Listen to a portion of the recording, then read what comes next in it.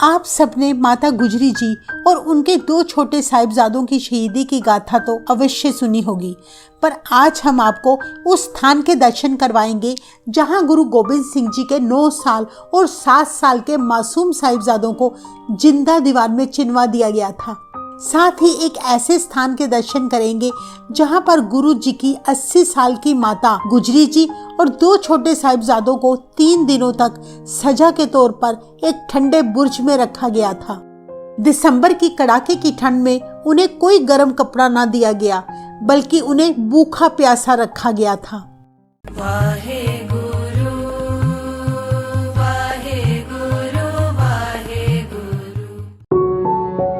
सबसे पहले हम आपको ठंडा बुर्ज माता गुजरी जी के गुरुद्वारे में ले चलते हैं। यह स्थान पंजाब के सरहिंद शहर में स्थित है।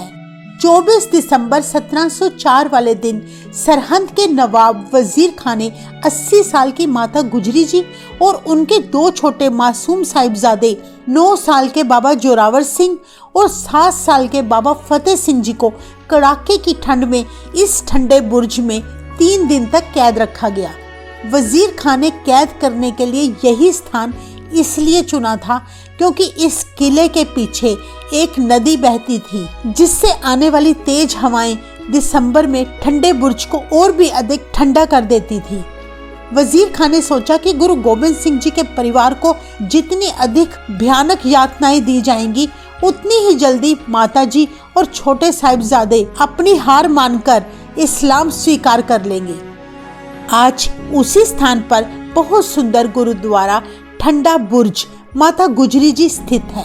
हर साल दिसंबर के महीने में लाखों संगतें इस पवित्र स्थान के दर्शन करने आती हैं। बहुत सी संगतें अपने बच्चों के साथ इस ठंडे बुर्ज में कड़ाके की ठंड में सारी रात बैठकर वही दर्द महसूस करती हैं जो कभी दादी माँ और उनके पोतों ने किया था। ठंडे बुर्ज के बिल्कुल सामने है गुरुद्वारा फतेहगढ़ साहिब। ये वो स्थान है जहां गुरु गोबिंद सिंह जी के 2 छोटे साहिबजादों को लगातार 3 दिन वजीर खां की कचहरी में पेश किया गया था। इस गुरुद्वारे की जगह पहले वजीर खां की कचहरी हुआ करती थी। पेशी से कुछ समय पहले माता जी ने अपने साहिबजादों को तब समझाया कि तुम अभी बहुत मासूम हो, इन मुगलों की चालों में कहीं फंस न जाना, अपनी सिक्खी को दाग ना लगने देना, तुम अपने पिता गोबिंद सिंह जी और दादा तेग बहादुर जी की शान बरकरार रखना, चाहे जान चली जाए पर अपने धर्म पर अडिग रहना। कहते हैं कचहरी में पेश होते ही उन साहिबजादों ने नवाब को सलाम करने की बजाय वाहेगुरु जी की फतेह बुलाई, जिसे सुनकर नवाब आग बबूला हो गया था। उसने साहिबजादों को इस्लाम धर्म अपनाने के बहुत से हथकंडे अपनाए। उसने साहिबजादों को ढेरों लालच दिए, स्वर्ग की परियों के लालच दिए गए, कई प्रकार से उन्हें डराया धमकाया गया, लेकिन साहिबजादों ने गरज कर कहा, हम मौत से नहीं डरते, हम अपने सिख धर्म में रहकर ही मरना पसंद करेंगे। उन्होंने नवाब से कहा, हम इस्लाम धर्म कभी कबूल नहीं करेंगे। नवाब नहीं जानता था कि ये गोविंद के लाल है, जो जुल्म के आगे झुकना नहीं जानते। अंत में अपनी बात ना बनती देखकर नवाब ने साहिबजादों को जिंदा दीवार में चिनवाने का हुक्म सुना दिया।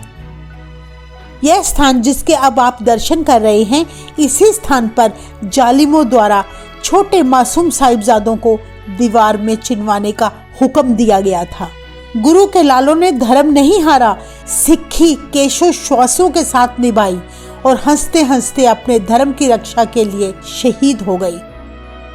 अब हम उस दीवार के दर्शन करेंगे जहां छोटे साहिबजादे बाबा जोरावर सिंह जी और बाबा फतेह सिंह जी को जिंदा चिनवाया गया था। वहां पर आजकल गुरुद्वारा पोरा साहिब स्थित है।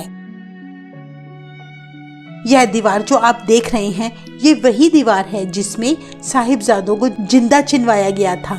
गुरु घर के प्रेमियों ने इस यादगार दीवार को बड़ा संजो कर रखा है, जिसके दर्शन करके संगतें बहुत भावुक हो जाती हैं। शायद ही कोई ऐसी आंखें हों जो यह सब कुछ देखकर नम ना हो। कहते हैं जब ठंडे बुर्ज में बैठी माता गुजरी जी को अपने साहिबजादों की शहादत की खबर मिली तो वे भी सचखंड जा विराजे। धन्य है माता गुजरी जी जिन्होंने 80 साल की उम्र होने पर भी हिम्मत न हारी और अपने मासूम साहिबजादों को शहादत के लिए खुद तैयार किया।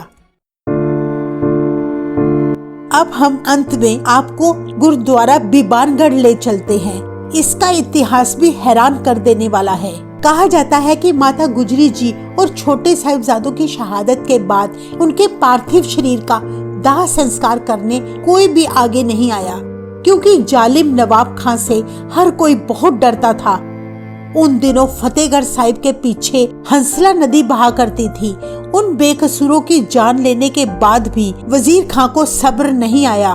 उसने माता गुजरी जी और साहिबजादों के पार्थिव शरीरों को हंसला नदी के किनारे घने जंगल में छोड़ दिया ताकि कोई जंगली जानवर उन्हें अपना भोजन बना ले। कहा जाता है कि वहाँ तब एक चमत्कार हुआ। एक शेर ने 2 दिन तक लगातार माता जी और साहिबजादों के पवित्र शरीरों की रखवाली की थी। आज उसी स्थान पर गुरुद्वारा बीबानगढ़ स्थित है। यह गुरुद्वारा फतेहगढ़ साहिब से 1 किलोमीटर की दूरी पर है।